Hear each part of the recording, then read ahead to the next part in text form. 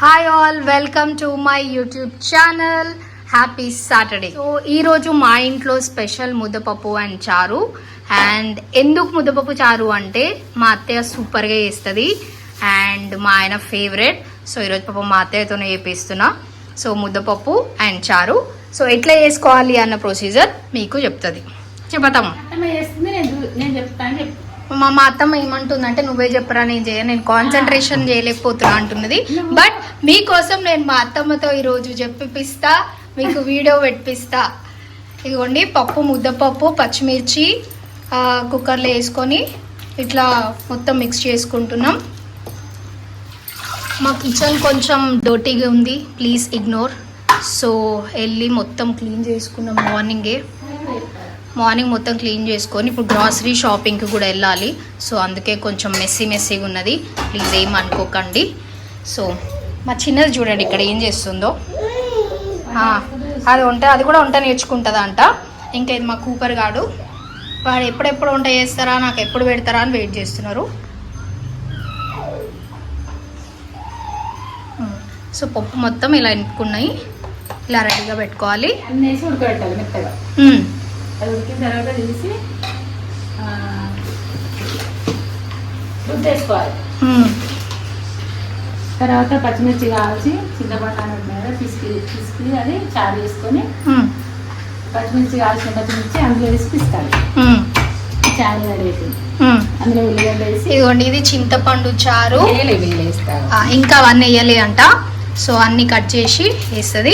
ఇంకా మేము మీ time waste చేయొద్దని మేము ముందే పచ్చిమిర్చి అండ్ పప్పు, ఉప్పు అవన్నీ మిక్సీకి అదే కుక్కర్కి వేసి పెట్టేసుకున్నాం రెడీగా. అండ్ స్మాష్ చేసి కూడా రెడీగా పెట్టుకున్నాం.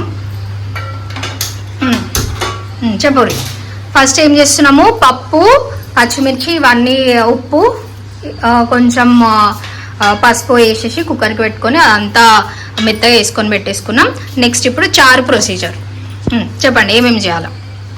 చారు నానబెట్టిన దాన్ని చారు చేసిన ఇప్పుడు ఉల్లిగడ్డ కట్ చేసేయాలి. తర్వాత తాలింపు వేసుకోవాలి. తాలింపులో కూడా ఆయిల్ వేసి అది ఏమి పెట్టాలి. పప్పు మొత్తం ఇలా కలుపుకొని పెట్టుకోవాలి. చెప్పండి. ఉల్లిగడ్డ కట్ చేసి పచ్చివే ఇంత చారులు వేసుకోవాలి అంతే.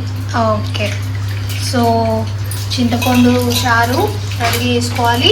తర్వాత ఆనియన్స్ అన్నీ కట్ చేసేసుకొని అందులో వేసుకోవాలి. ఇప్పుడు పోపు, పచ్చిమిర్చి, ఎండుమిర్చి, జీలకర్ర, ఆవాలు, ఉల్లిపాయ, జీలకర్ర తాలింపు చేసుకోవాలి.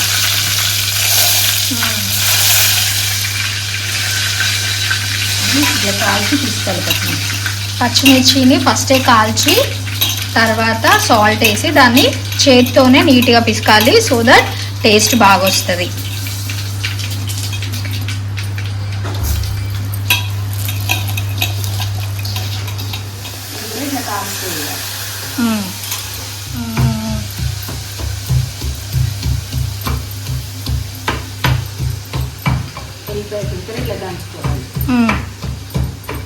ఎల్లిపాయ ఇంకా జీలకర్ర దంచుకొని పెట్టుకోవాలి.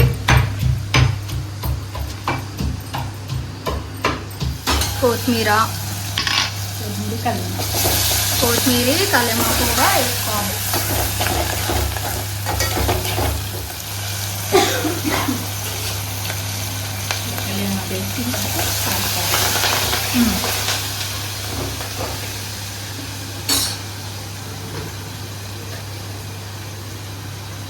ఇంకా ఏమేమి వేయాలా, పసుపు,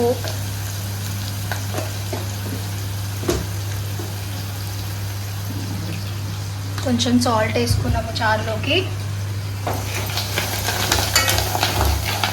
మీకు మొత్తం ప్రొసీజర్ ఎట్లా చేయాలి అని ఒక 1 minute మా అత్తమ్మతో లాస్ట్లో చెప్పిస్తా. సో దట్ మీకు ఒక క్లారిటీ వస్తుంది ఎట్లా చేసుకోవాలి అని.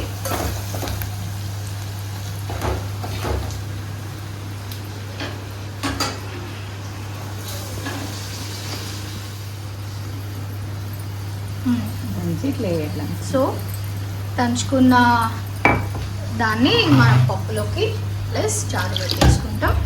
తర్వాత ఇప్పుడు చింతపండు చారు.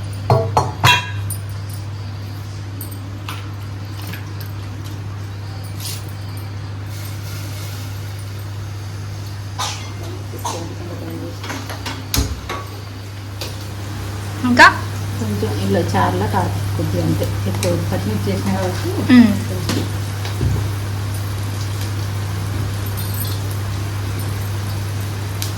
అంటే తాలింపు అయిపోయింది. ఇంకా తాలింపు రెడీ.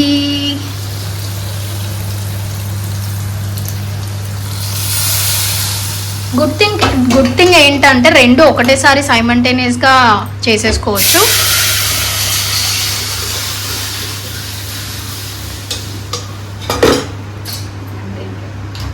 అయిపోయింది, రెడీ రెడీ. చారు రెడీ. చూడ్డానికి సూపర్ ఉంది అండ్ స్మెల్ అయితే సూపర్ వస్తుంది. సో యా, ఇందాక మనం పోపు వేసుకునేది కూడా పోపు వేసుకొని కలిపేసుకోవడం అంతే. పప్పు, ముద్దపప్పు అండ్ చారు రెడీ. కోసం ఒక 1 minute లో ప్రాసెస్ అంతా ఎలా చేసుకోవాలో మా అత్తమ్మ చెప్తుంది. పటపట చేయండి. చెప్పండి అత్తమ్మ, ఇట్లా చేసుకోవాలి. కందిపప్పు, పసుపు, ఉప్పు, కారం, మిర్చి వేసి ఫస్ట్ ఉడకబెట్టాలి. అది మెత్తగా ఉడికిన తర్వాత తీసి రుద్దేసుకోవాలి. అది పక్కన పెట్టేసి చింతపండు నానబెట్టి పిసుకాలి. మళ్ళీ దానికి కూడా చింతపండు నానేసి పిసికిన చారుకు ఉల్లిగడ్డ కట్ చేసుకొని అందులో వేసేయాలి. పచ్చి ఉల్లిగడ్డ, పచ్చిమిర్చి కాల్చి అందులో తీసుకోవాలి చారులో. అది అయిపోతుంది. తాలింపు ఆయిల్ వేసుకొని ఎండుమిర్చి వేసి ఎల్లిపాయలు పెద్దం చేసుకోవాలి. కరివేపాకు, కొత్తిమీర ఇవన్నీ వేసి తాలిపేసి అందులో పోసేయాలండి. అంతే, 2 నిమిషాల పని. ముద్దపప్పు చారు అయిపోయింది. సో ఎలా చేసుకోవాలి ఇప్పుడు మీకు అర్థమైంది కదండి. Please make sure to subscribe to ఆ యూట్యూబ్ ఛానల్. ఇంకా మంచి తెలంగాణ వంటలతో ఇంకా కొత్త వీడియోస్ వస్తూనే ఉంటాయి. So stay tune. అత్తమ్మ ఇక బాయ్ చెప్పేసి అందరికి. బాయ్.